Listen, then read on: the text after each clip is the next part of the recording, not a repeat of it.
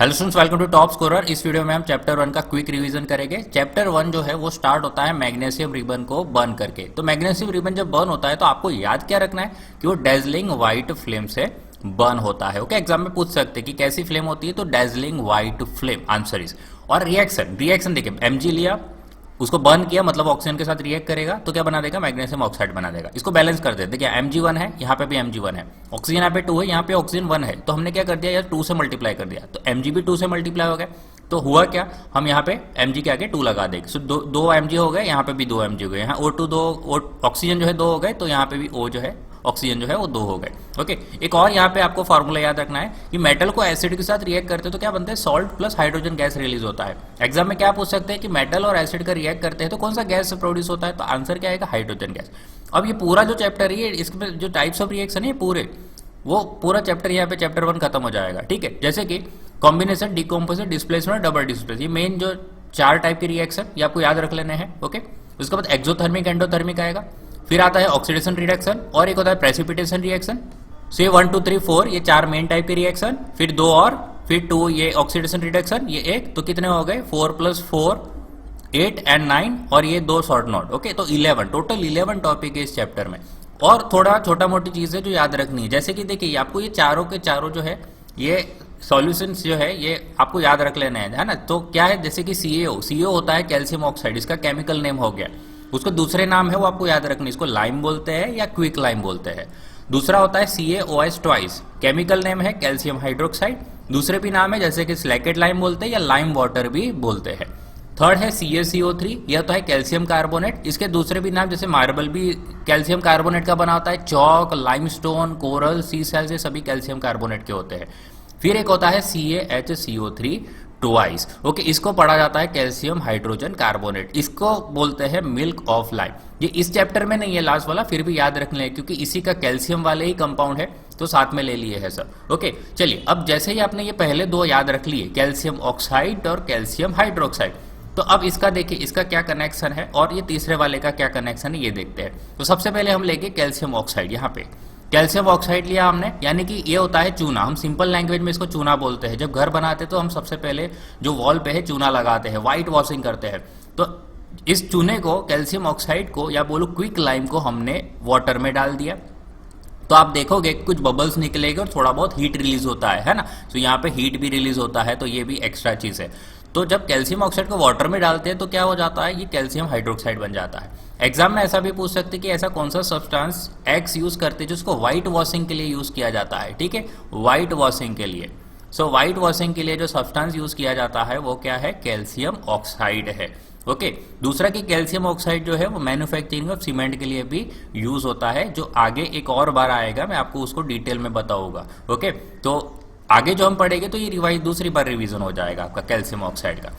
तो white washing के लिए कैल्शियम ऑक्साइड यूज होगा, और ये देखिए ये हमने यूज किया है क्विक लाइम प्लस वाटर, तो बना क्या है, स्लैकेट लाइम बना है। ओके, सो चलिए इन दोनों का कनेक्शन मिल गया। अभी हुआ क्या, कैल्शियम हाइड्रोक्साइड, ये कंपाउंड ऐसा तैयार हो गया। अब इसको हम क्या करते हैं, दीवार पे लगा लेते हैं। अब दीवार पे जब लगाते हैं तो 2-3 दिन में क्या होता है, ये वाला रिएक्शन होता है। कैल्शियम हाइड्रोक्साइड जो है, स्लैकेट लाइम जो है, वो कार्बन डाइऑक्साइड जो हवा में होता है उसके साथ रिएक्ट करता है 2 से 3 दिन में, और क्या होता है, एक लेयर, एक हार्ड कवर वाला एक लेयर बना लेता है, कैल्शियम कार्बोनेट का लेयर बना लेता है। ओके, जिसको हम पपड़ी बोलते हैं हमारे कॉमन लैंग्वेज में। तो ये वो जो पपड़ी होती है वो कैसे होती है, कैल्शियम कार्बोनेट की होती है। ओके, और इसमें वाटर रिलीज होता है जो वेपर फॉर्म में होता है वो चला जाएगा। ओके, सो इतनी चीज ये आपको याद रखनी है। अब जब इतना याद रख लिया फिर हम स्टार्ट करते हैं हमारे कॉम्बिनेशन रिएक्शन से। ओके, अब देखिए यहाँ पे जो मैंने रिएक्शन जो अरेंज किए हैं वो इस तरह से किए कि आपको ज्यादा से ज्यादा जो है वो है आसानी पड़े ये सब याद रखने के लिए। सो चलिए कॉम्बिनेशन रिएक्शन, जैसे इसका फॉर्मूला क्या है आप देख सकते हो, A + B बन जाएगा AB। So chemical reaction in which 2 or more reactants क्या हो जाएंगे, रिएक्ट करेंगे, जो फॉर्म हो गए एक सिंगल प्रोडक्ट। तो देखिए ये 2 या 2 से ज्यादा रिएक्टेंट्स कंबाइन होकर एक सिंगल प्रोडक्ट बनाएंगे, और ऐसे रिएक्शन को हम बोलते हैं कॉम्बिनेशन रिएक्शन। अब इसमें एग्जाम्पल में आप क्या लिखोगे सर, तो एग्जाम्पल में देखिए ये जो हमने आगे मैग्नीशियम वाला एग्जाम्पल किया था Mg + O2 वाला, तो ये आप कॉम्बिनेशन रिएक्शन में डाल सकते हो। फिर दूसरा हमने अभी कैल्शियम ऑक्साइड के लाइम को, चूने को हमने पानी में डाला था तो कैल्शियम हाइड्रोक्साइड यानी कि स्लैकेट लाइम बन गया था, हीट रिलीज हुई थी। ये वाला एग्जांपल लिख सकते हो। और एक एक्स्ट्रा आप एग्जांपल याद रख लीजिए, तीसरा वाला जो बहुत ही आसान है कि कार्बन जो होता है ऑक्सीजन के साथ, मतलब जब फॉर एग्जांपल मान लीजिए कोल को हम जब ऑक्सीजन के साथ कोल को हम जब जलाते हैं तो ऑक्सीजन के साथ रिएक्ट करेगा और कार्बन डाइऑक्साइड बन जाएगा। ओके, और इसमें मैंने एक्स्ट्रा इन्फॉर्मेशन ये दी है जो आपके चैप्टर 3 की है कि ये देखिए दिस इज मेटल, तो मेटल जो ऑक्सीजन के साथ रिएक्ट होता है तो मेटल का ऑक्साइड बन जाता है, ये दिस इज मेटल ऑक्साइड।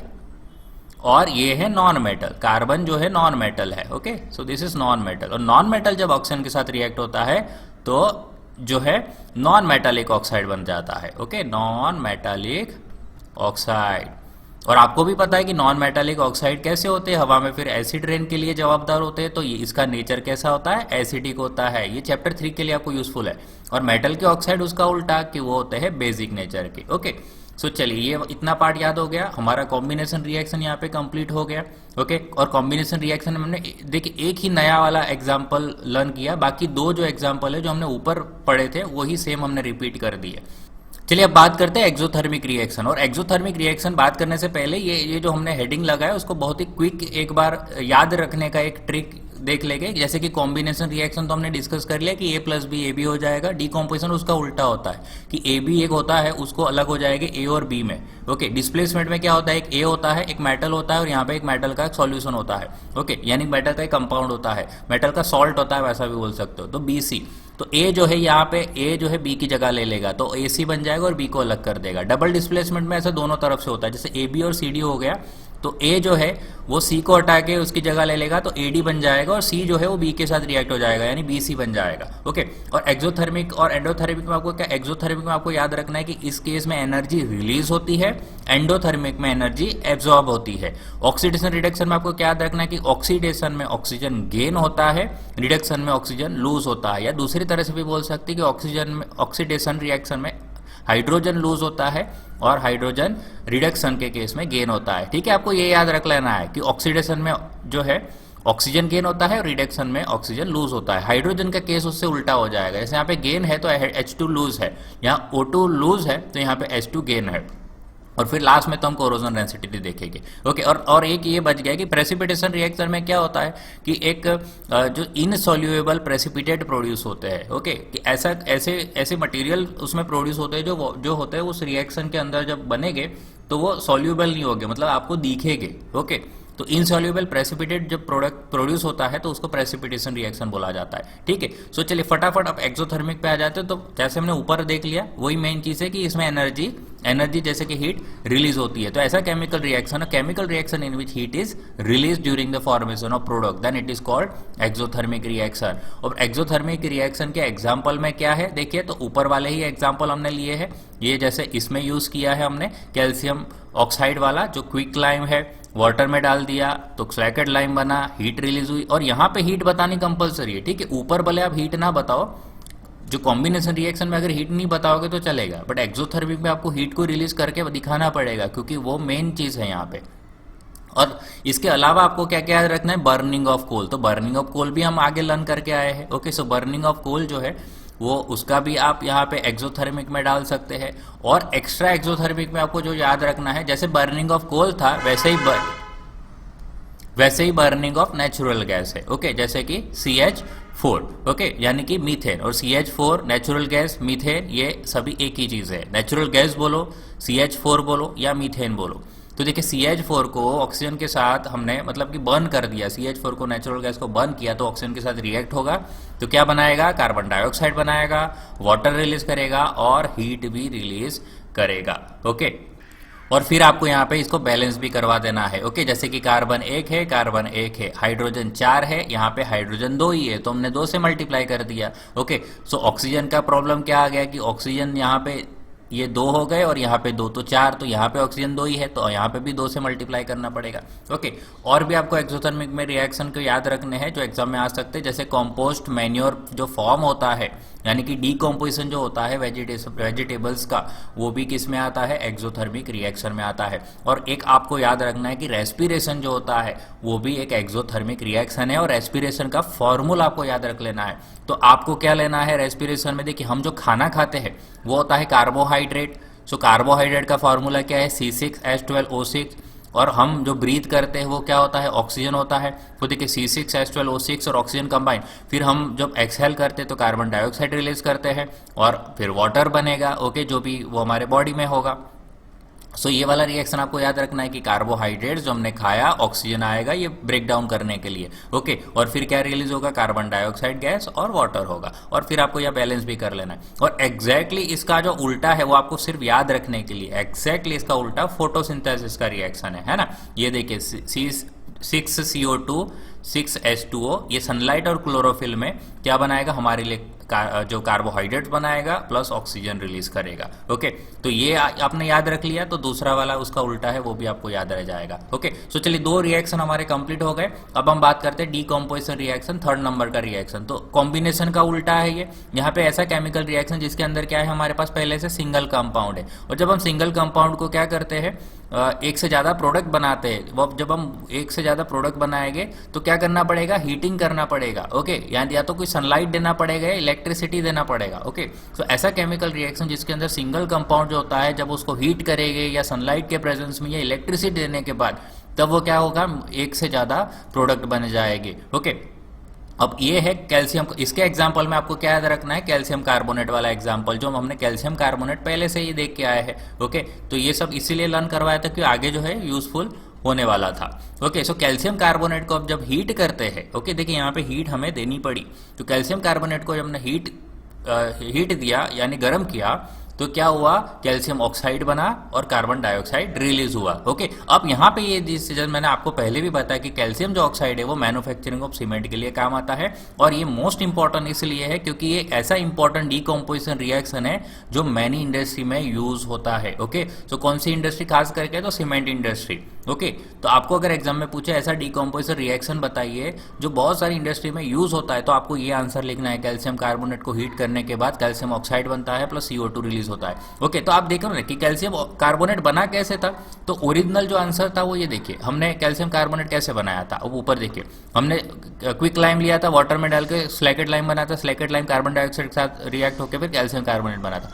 तो कैल्शियम कार्बोनेट जो ओरिजिनली कैसे बना था, तो कैल्शियम ऑक्साइड से बना था, ओके। जब हम हीट करते तो वो ओरिजिनल वापस आ जाएगा, तो कैल्शियम कार्बोनेट जो है हीट करने से कैल्शियम ऑक्साइड वापस आ गया और थोड़ा ये जो CO2 है वो रिलीज हुआ, ओके।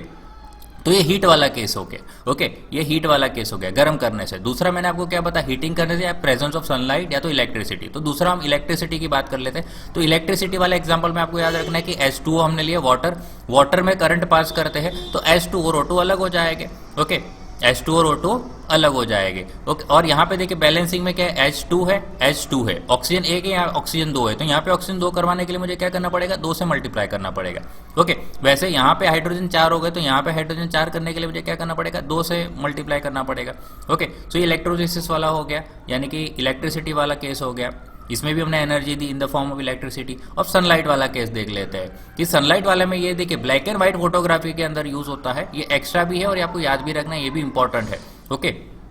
तो ब्लैक एंड व्हाइट फोटोग्राफी के अंदर हम या तो AgCl लेंगे या AgBr लेंगे। AgCl मतलब कि सिल्वर क्लोराइड, AgBr यानी कि सिल्वर ब्रोमाइड, ओके। जब AgCl या AgBr को हम सनलाइट के प्रेजेंस में रखते हैं तो Ag अलग हो जाएगा और Cl2 अलग हो जाएगा। वैसे इस केस में, सेकंड वाले केस में Ag अलग हो जाएगा और Br अलग हो जाएगा, यानी कि जो है सिल्वर अलग हो जाएगा और क्लोरीन अलग हो जाएगा, और दूसरे वाले केस में सिल्वर और ब्रोमीन जो है वो अलग हो जाएगा, ओके, सनलाइट के प्रेजेंस में। और दूसरा कि आपको यहाँ पे जो है बैलेंस करना याद रखना है, क्योंकि यहाँ Cl2 है, क्लोरीन हमेशा जो है होता है वो दो के फॉर्म में ही होता है, मतलब Cl जो है वो हमेशा डाई एटोमिक है, ओके। इसकी एटोमिसिटी 2 होती है, वो हमेशा जोड़ी में ही आता है, तो Cl2 ही बनेगा। और ब्रोमीन भी ऐसा ही है, ब्रोमीन जो है वो 2 में ही आएगा, Br2 ही होगा। तो यहाँ के पे क्लोरीन 2 है, बट यहाँ पे क्लोरीन 2 नहीं था, इसलिए हमने 2 से मल्टीप्लाई कर दिया और इधर ब्रोमीन को 2 से मल्टीप्लाई कर दिया, तो Ag भी 2 हो गया, तो यहाँ पे भी Ag को 2 से मल्टीप्लाई करना पड़ेगा, और सेम केस सेकंड वाले में भी है, ठीक है। तो आपको ये डीकॉम्पोजिशन में तीनों के तीनों रिएक्शन याद रखने, तीनों कौन से, ये फर्स्ट वाला जो हीट वाला केस है, ये दूसरा वाला जो इलेक्ट्रिसिटी वाला केस है, और ये तीसरा वाला, तीसरे में ये दोनों सेम ही है आप देखा जाए तो। ओके, सिल्वर क्लोराइड और सिल्वर ब्रोमाइड। और ब्लैक एंड व्हाइट फोटोग्राफी वाला तो मैंने बोला है कि मोस्ट इंपॉर्टेंट, ये एग्जाम में आ सकता है। ओके, तो सनलाइट के प्रेजेंस में ये Ag+Cl2 और ये Ag+Br2 बन जाता है। ओके, एक चीज नोट में मैंने ये लिखा हुआ है यहाँ पे कि तो जब हम लीड नाइट्रेट लेते हैं, लीड नाइट्रेट का फॉर्मूला क्या है, देखिए PbNO3 ट्वाइस। जब हमने लिया लीड नाइट्रेट, और लीड नाइट्रेट को जब हमने गर्म किया तो क्या क्या बना, एक तो लीड ऑक्साइड बना, फिर ये है नाइट्रोजन डाइऑक्साइड बना, और ऑक्सीजन गैस रिलीज हुआ। ठीक है, ये भी आपको याद रखना है। और इसमें मेन चीज क्या है, ये क्यों याद रखना है, क्योंकि यहाँ पे जो NO2 है, यहाँ पे देखिए आप बुक में देखोगे तो एक ऐसा डायग्राम दिखेगा जहाँ पे ऐसे ब्राउन कलर के फ्यूम्स निकली हुई दिखाई। तो एग्जाम में क्या आ सकता है कि ब्राउन कलर के फ्यूम्स जो है वो किसकी है, कौन से गैस की है। तो आपको ये याद रखना है कि ब्राउन कलर के फ्यूम्स जो है वो NO2 की है, यानी कि नाइट्रोजन डाइऑक्साइड की है। नाइट्रोजन डाइऑक्साइड जब मतलब एग्जाम में ऐसा भी पूछ सकता है ना कि नाइट्रोजन डाइऑक्साइड कैसे बनता है, किस तरह से ये गैस रिलीज होता है, तो ये सब भी थोड़ा एक्स्ट्रा में पूछ सकते हैं। तो आपको ये याद रखना पड़ेगा कि ये नाइट्रोजन डाइऑक्साइड जब लीड जो होता है, लीड नाइट्रेट को हम गर्म करते हैं तो lead oxide plus nitrogen dioxide plus oxygen, तो उस केस में नाइट्रोजन डाइऑक्साइड बनता है जो, और नाइट्रोजन डाइऑक्साइड ब्राउन कलर का होता है। ओके, अब चलिए इसके बाद आता है एंडोथर्मिक रिएक्शन। ओके, तो 4th नंबर का रिएक्शन हम आगे एंडोथर्मिक। तो ये है एक्सोथर्मिक में एग्जैक्टली उल्टा है, ये ऐसा केमिकल रिएक्शन जिसके अंदर हीट, लाइट या इलेक्ट्रिसिटी यानी कि कंबाइन बोले तो एनर्जी हम क्या करते हैं, एब्जॉर्ब होती है। ऐसी रिएक्शन में एनर्जी एब्जॉर्ब होती है जब प्रोडक्ट फॉर्म हो रहा होता है, तो इट इज कॉल्ड एंडोथर्मिक। और इसके एग्जांपल में आप क्या लिखोगे, तो सर आपने ऊपर जो सारे एग्जांपल्स सीखे, ये 1 2 3 4 चार रिएक्शन, या ये वाला रिएक्शन जो है ये लीड नाइट्रेट वाला, तो 5 आपने केमिकल रिएक्शंस देखे, वो पांचों के पांचों केमिकल रिएक्शन आप एंडोथर्मिक में यूज कर सकते हो। ठीक है, सो एक के साथ हमारे 2 रिएक्शन हो गए। अब चलिए, अब नेक्स्ट जो 5वां नंबर के रिएक्शन पे जाने से पहले आपको एक रिएक्टिविटी सीरीज याद रखनी पड़ेगी। ओके, अब रिएक्टिविटी सीरीज में ये चीज मैंने आपको पहले भी बताई हुई है और फिर भी एक और बार बताऊंगा। रिएक्टिविटी सीरीज ये सिंपली ये याद रख लेना है कि पोसो के में एजी आनी टीली हाको मसीगो। ओके, पोसो के में एजी आनी टीली हाको मसीगो। तो दूसरा कि आपका ये फायदा होगा कि आपको सारी मेटल की लिस्ट बन जाएगी। कभी कभी क्या होता है, बच्चों को प्रॉब्लम होती है कि सर कैल्शियम मेटल है या नॉन मेटल है, तो देखिए पोटेशियम, सोडियम, कैल्शियम, ठीक है, तो ये कंफ्यूजन नहीं कि कैल्शियम मेटल है या नॉन मेटल है। सो ये मेटल की लिस्ट भी है। अच्छा, यहाँ पे इस रिएक्टिविटी सीरीज में ये हाइड्रोजन जो है वो गैस है, इसके अलावा सारे मेटल्स है। ओके, चलिए, तो ये आपको याद रख लेना है और ये आपका पूरा रिएक्टिविटी सीरीज। देखो, पोटेशियम सबसे ज्यादा रिएक्टिव, फिर उससे कम सोडियम, फिर कैल्शियम, फिर मैग्नीशियम, फिर एल्यूमिनियम, जिंक, आयरन, निकल, टीन, लीड, हाइड्रोजन गैस है, और कॉपर, मर्क्यूरी, सिल्वर और गोल्ड। ये गोल्ड जो है सबसे कम रिएक्टिव है। ओके, और ये मेटल की लिस्ट भी हो गई। चलिए, इसके बाद आता है डिस्प्लेसमेंट रिएक्शन। तो डिस्प्लेसमेंट रिएक्शन आपको तभी समझ आएगा जब आपको रिएक्टिविटी सीरीज आती है। ओके, तो अब केमिकल रिएक्शन में क्या होता है, जब मोर रिएक्टिव एलिमेंट जो होता है वो डिस्प्लेस कर पाएगा, यानी हटा पाएगा अपनी जगह से, किसको, लेस रिएक्टिव एलिमेंट को उसके सॉल्यूशन में से, है ना। तो इसके लिए हमने एक क्या फॉर्मूला बताया, क्या, A+BC।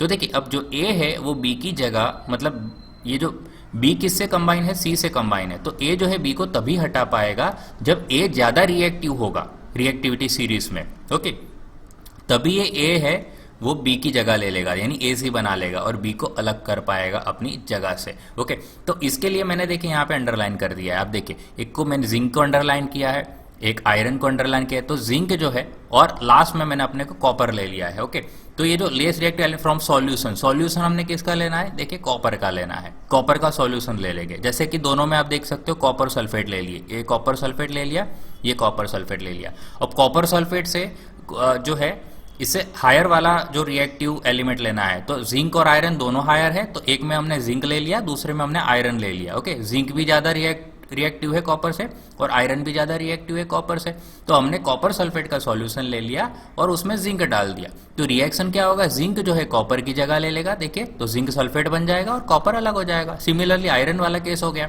तो आयरन सल्फेट बन जाएगा और कॉपर अलग हो जाएगा। तो आपके ये 2 फॉर्मूला याद हो गए, केमिकल रिएक्शंस याद हो गए डिस्प्लेसमेंट रिएक्शन के।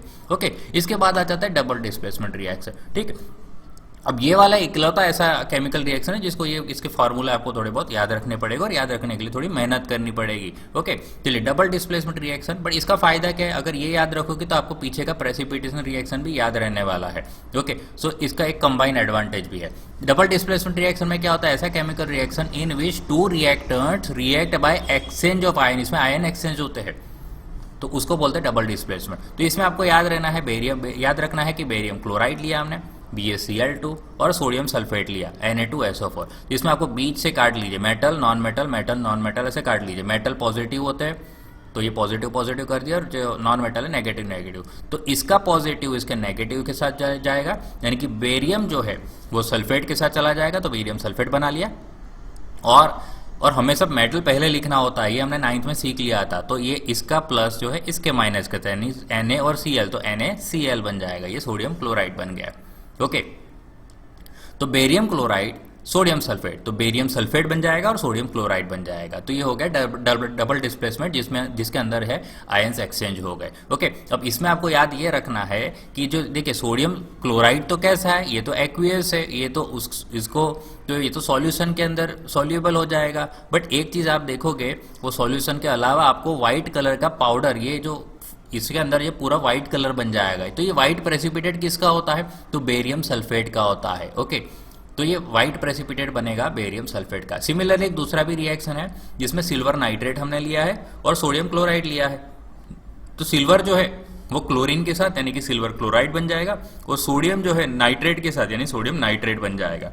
इस केस में जो सिल्वर क्लोराइड है वो व्हाइट कलर का प्रेसिपिटेट है, और NaNO3 जो है यानी कि सोडियम नाइट्रेट जो है वो एक्वियस है। ओके, तो ये व्हाइट कलर के प्रेसिपिटेट के दो एग्जांपल्स। तो यानी कि आप देख रहे हो साथ साथ हम प्रेसिपिटेशन रिएक्शन के भी केमिकल रिएक्शंस लर्न कर रहे हैं।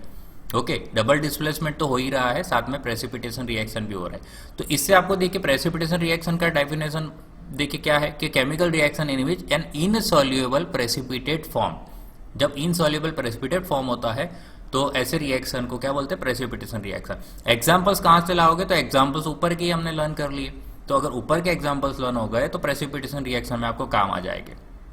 ओके, और एक एक्स्ट्रा एक रिएक्शन है येलो प्रेसिपिटेट वाला, जो आपको एक्स्ट्रा में याद रखना है। तो जिसको याद रखना है वही याद रखे, बाकी सबको याद रखने की जरूरत नहीं है। ओके, इसके अंदर हमने लीड नाइट्रेट लिया, तो एक लीड नाइट्रेट वाला आगे भी नोट में आया था, देखिए ये रहा ब्राउन फ्यूम्स वाला जो केस था, इसमें लीड नाइट्रेट यूज किया था। तो इस बार हमें क्या करना है, लीड नाइट्रेट लेना है, और लीड नाइट्रेट को पोटेशियम आयोडाइड के साथ, पोटेशियम आयोडाइड यानी Ki, उसके साथ रिएक्ट करवाना है। तो आप क्या करोगे, वापस आप प्लस माइनस कर दीजिए। देखिए समझाने के लिए यहाँ पे प्लस माइनस, तो इसका जो Pb है इसके माइनस के साथ यानी PbI2 बन जाएगा। ये देखिए लीड आयोडाइड बन गया, और यहाँ पे पोटेशियम नाइट्रेट बन जाएगा यानी KNO3 बन जाएगा। इसके अंदर जो लीड आयोडाइड है दैट इज वो सॉलिड फॉर्म में आपको दिखेगा, यानी वही तो है येलो कलर का। यहाँ पे जो है ये सॉल्यूशन पूरा येलो कलर का बन जाता है, ऊपर के सॉल्यूशन से व्हाइट प्रेसिपिटेट यानी व्हाइट कलर का बन जाता है सॉल्यूशन। ओके, यहाँ पे येलो कलर का सॉल्यूशन इसलिए बन रहा है क्योंकि लीड नाइट्रेट के कारण ये प्रेसिपिटेट है जो सॉल्यूबल नहीं होते। ओके, और दूसरा जो है पोटेशियम नाइट्रेट, तो ये एक्वियस फॉर्म में हो गए। ओके, सो ये भी एक एक्स्ट्रा केमिकल रिएक्शन। तो तीन हमने यहाँ पे केमिकल रिएक्शन देखे जो डबल डिस्प्लेसमेंट में भी काम आएंगे और प्रेसिपिटेशन में भी काम आएंगे। चलिए अब बात करते हैं ऑक्सीडेशन और रिडक्शन की। ऑक्सीडेशन रिएक्शन की बात करते हैं, ऐसा केमिकल रिएक्शन जिसके अंदर जो है सब्सटेंस ऑक्सीजन गेन करता है, या दूसरे लैंग्वेज में बात करें तो हाइड्रोजन लूज करता है। इसके एग्जांपल जो हमने पहले से सीखे हुए, जैसे कि carbon plus oxygen it becomes carbon dioxide. यहाँ पे देखिए आपको याद क्या रखना है, यहाँ पे कार्बन को ऑक्सीजन मिल रहा है, आप देखो कार्बन को ऑक्सीजन मिल रहा है यानी कि कार्बन का ऑक्सीडेशन हो रहा है, या तो इंग्लिश में हम बोले तो कार्बन इज ऑक्सीडाइज। और इस केस में देखिए कार्बन को ऑक्सीजन किसके कारण मिल रहा है, तो बिकॉज ऑफ ऑक्सीजन। ओके, यहाँ पे O2 ही है और O2 ही इधर जा रहा है, तो O2 के कारण ही तो उसका ऑक्सीडेशन हो रहा है। तो O2 को हम बोलते हैं O2 is an oxidising agent. Okay, similarly आप इस केस में भी देख सकते हो, मैग्नीशियम और ऑक्सीजन वाला जो हमने आगे भी देख लिया था, तो ये भी एक ऑक्सीडेशन रिएक्शन में यूज कर सकते हो। एक एक्स्ट्रा कॉपर वाला भी आप यूज कर सकते हो यहाँ पे कि copper plus oxygen it becomes copper oxide. इसमें कॉपर ऑक्सीडाइज हो रहा है, यहाँ पे ऑक्सीजन ऑक्सीडाइजिंग एजेंट की तरह काम कर रहा है। चलिए इसी का उल्टा है एक रिडक्शन रिएक्शन। तो ऐसा केमिकल रिएक्शन जिसके अंदर सब्सटेंस से ऑक्सीजन लूज करता है या हाइड्रोजन गेन करता है, तो उसको हम रिडक्शन रिएक्शन बोलेंगे। इसके अंदर आप क्या करिए, जैसे कि यहाँ पे आपने दो लिए ना, ये वाला हमने यहाँ पे एक मैग्नीशियम ऑक्साइड वाला बनाया है, कॉपर ऑक्साइड का इसीलिए बनाया कि हम आगे इसको यूज कर सके। तो हमने MgO लिया, CuO लिया, दोनों देखिए, दोनों ले लिए, दोनों को हाइड्रोजन गैस, दोनों में से हाइड्रोजन गैस पास करवाया, क्योंकि हमें यहाँ पे हाइड्रोजन दिलवाना है उनको। तो हाइड्रोजन क्यों दिलवाते हैं आप यहाँ पे मेन चीज नोट करिए। हाइड्रोजन आने से क्या होता है, जब हम ऐसे मैग्नीशियम ऑक्साइड या कॉपर ऑक्साइड में हाइड्रोजन गैस पास करते हैं तो हाइड्रोजन और ऑक्सीजन का जो रिश्ता है बहुत ही गहरा है। ओके, ऑक्सीजन क्या करेगा, हाइड्रोजन को देख के उसके साथ जाने की कोशिश करेगा हमेशा, समझ रहे। तो यहां से देखिए MgO के पास से ऑक्सीजन चला जाएगा। ओके, सो Mg अकेला हो जाएगा और H2 और ऑक्सीजन की जोड़ी तो पहले से हिट है। ओके, सो Mg प्लस H2 बन जाएगा। तो इस केस में क्या हुआ, देखिए मैग्नीशियम ऑक्साइड में से ऑक्सीजन चला गया, तो यहाँ पे आप देखा ना कि सब्सटेंस ने क्या किया, ऑक्सीजन लूज किया, समझ रहे। तो ऐसा है। और कॉपर ऑक्साइड में भी सेम हो रहा है कि कॉपर ऑक्साइड में जैसे हाइड्रोजन गैस पास किया तो ऑक्सीजन तो हाइड्रोजन को देख के पागल हो जाएगा भाई, तो वो तो उसके पास चला जाएगा। तो ये हाइड्रोजन और हाइड्रोजन और ऑक्सीजन मिलकर वाटर बना लेंगे और कॉपर को अकेला कर देंगे। यहाँ पे इसको लैंग्वेज में क्या कैसे बात करें, तो देखिए कोई भी आंसर है ना, यहाँ पे कौन ऑक्सीडाइज हो रहा है, कौन रिड्यूस हो रहा है, किसका रिडक्शन हो रहा है, किसका ऑक्सीडेशन हो रहा है, तो आपको ऐसा कोई भी केमिकल रिएक्शन एग्जाम में देंगे तो आपका आंसर जो होगा ना, आपका ABCD आपको 4 ऑप्शंस दिए जाएंगे कि किसका ऑक्सीडेशन हो रहा है, किसका रिडक्शन हो रहा है। तो आपको लिखा होगा कि कॉपर ऑक्साइड का हो रहा है, H2 का हो रहा है, या Cu का हो रहा है, या H2O का हो रहा है। ऐसे आपको 4 आंसर दिए होंगे। तो ये ध्यान रखना है कि तो जो भी हो रहा है, ऑक्सीडेशन हो रहा है या रिडक्शन हो रहा है, कभी भी आंसर जो है ये वाला राइट साइड नहीं आएगा। यानी राइट साइड वाले आंसर जो है वो हमेशा कैंसिल कर दे रहे हैं, क्योंकि वो उसका कोई काम नहीं है इसके अंदर।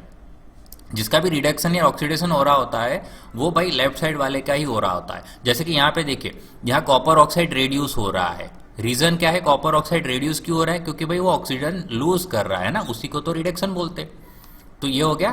तो हिंदी में देखा लिखा हुआ है कि कॉपर ऑक्साइड का रिडक्शन हो रहा है। दूसरा देखिए H2 जो है, हाइड्रोजन जो है उसको ऑक्सीजन मिल रहा है, यानी हाइड्रोजन गेन हो रहा है उसका।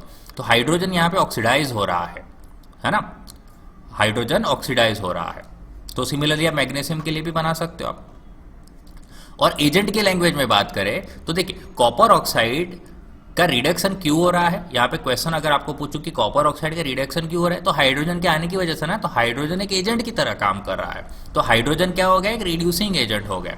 इसी तरह देखिए दूसरे लैंग्वेज में बात करें तो हाइड्रोजन ऑक्सीडाइज हो रहा है, तो हाइड्रोजन का ऑक्सीडेशन किसके कारण हो रहा है, तो वो कॉपर ऑक्साइड के कारण हो रहा है। तो इस केस में कॉपर ऑक्साइड जो हो गया वो ऑक्सीडाइजिंग एजेंट हो गया, क्योंकि उसके कारण हाइड्रोजन का ऑक्सीडेशन हो रहा है। ओके, और दोनों का कॉम्बिनेशन होता है रिडॉक्स रिएक्शन। इस केस में ऐसा केमिकल रिएक्शन जिसके अंदर एक रिएक्टेंट जो होता है ऑक्सीडाइज होता है और दूसरा रिएक्टेंट होता है रिड्यूस होता है। ओके, तो इसके एग्जांपल्स आपको कैसे कैसे मिलेंगे, तो इसके एग्जांपल्स आप जो है ये सेम वाले एग्जांपल ले सकते हो, MgO और CuO वाले। तो रिडॉक्स रिएक्शन के अंदर आप सेम ये दोनों एग्जांपल यूज कर सकते हो। तो देखिए रिडॉक्स रिएक्शन भी हो गया। अब लास्ट टॉपिक पे आ गए हम हमारे कोरोजन और रेंसिडिटी पे। ओके, तो कोरोजन क्या होता है, तो कोरोजन एक ऐसी प्रोसेस होती है जिसमें मेटल्स जो होते हैं कोरोड हो जाते हैं। और कब कोरोड हो गए, आपको याद रखना है कि भाई जब एसिड और मॉइस्चर प्रेजेंट होता है तो। ओके, कोरोजन ऐसी प्रोसेस है जिसमें मेटल कोरोड होता है बिकॉज ऑफ या तो इन दी प्रेजेंस ऑफ एसिड और मॉइस्चर। और 3 एग्जाम्पल आपको याद रखने हैं और कलर के साथ याद रखने हैं, तो ये पूरा शॉर्ट नोट भी आराम से लर्न हो गया हमारा। जैसे कि रस्टिंग ऑफ आयरन लर्न करना है आपको। दूसरा सिल्वर का रस्टिंग, तो सिल्वर के और कॉपर का रस्टिंग को हम टार्निशिंग बोलते हैं। ओके, तो टार्निशिंग ऑफ सिल्वर और टार्निशिंग ऑफ कॉपर। ठीक है, ये 3 आपको एग्जाम्पल याद रखने हैं कोरोजन के। अब देखिए आपको कलर याद रखना है कि आयरन जो कोरोड होता है तो कैसा कलर बन जाता है, रेड ब्राउन सब्सटेंस बन जाता है। ओके, और इसी को हम क्या बोलते हैं, रस्टिंग ऑफ आयरन। आयरन जब कोरोड होता है तो रेड ब्राउन सब्सटेंस बन जाता है, जिसको बोलते हैं हम rusting of iron. Silver corrode होता है तो आपको याद रखना है कि उसमें ब्लैक कलर की कोटिंग लग जाती है। ओके, और कॉपर जब कोरोड होता है या उसका टार्निशिंग होता है तो उसमें ग्रीन कलर का कोटिंग हो जाता है। तो आपको कलर याद रखने हैं कि आयरन कोरोड होता है तो कौन सा कलर हो जाता है, रेड ब्राउन कलर का सब्सटेंस दिखता है। सिल्वर जब कोरोड होता है तो ब्लैक कलर का सब्सटेंस दिखता है। और कॉपर जब कोरोड होता है तो ग्रीन कलर का सब्सटेंस आपको देखने मिलेगा। और कोरोजन की इफेक्ट्स क्या होती है? तो कोरोजन है बहुत सारी चीज़ों को डैमेज करता है जो भी आयरन की बनी होती है, जैसे कि कार बॉडीज को डैमेज कर सकता है, ब्रिज को, आयरन की रेलिंग को, शिप्स को डैमेज कर सकता है। तो देखिए कितने सिंपल तरीके से ये शॉर्ट नोट हमारी रिवाइज हो गई। अब लास्ट टॉपिक पे आ जाता है रेंसिडिटी। अब रेंसिडिटी क्या होता है कि व्हेन फूड कंटेनिंग, जब फूड के अंदर क्या होता है, ऑयल होता है, फैट होता है, और उसको रख दिया भाई ओपन एयर में, तो ओपन एयर में रखने से उसका हो जाता है ऑक्सीडेशन, यानी कि समझ रहे, ऑक्सीडेशन का मतलब O2 का गेन होना। और जब ऑक्सीडेशन होता है तो वो बन जाता है रेंसिड, और रेंसिड बनने के कारण उसका जो खाने का स्मेल होता है, टेस्ट होता है, वो खराब हो जाता है, यानी चेंज होता है, और इसी प्रोसेस को हम बोलते हैं रेंसिडिटी। अब ऐसे सब्सटेंस भी हम डालते हैं फूड के अंदर जिससे उसका ऑक्सीडेशन, देखिए प्रॉब्लम कहाँ हो रही है, ऑक्सीडेशन के कारण, ऑक्सीडेशन के कारण ही तो रेंसिड हो रहा है कोई भी खाना।